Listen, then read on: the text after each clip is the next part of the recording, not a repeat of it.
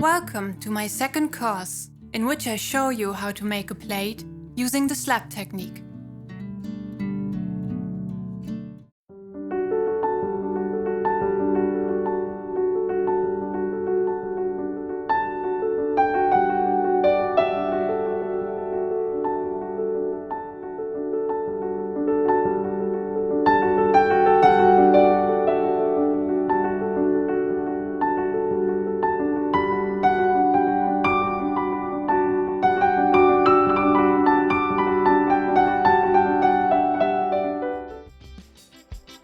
The hand that lies on top of the plate keeps it from moving while you are carefully shaping the edge.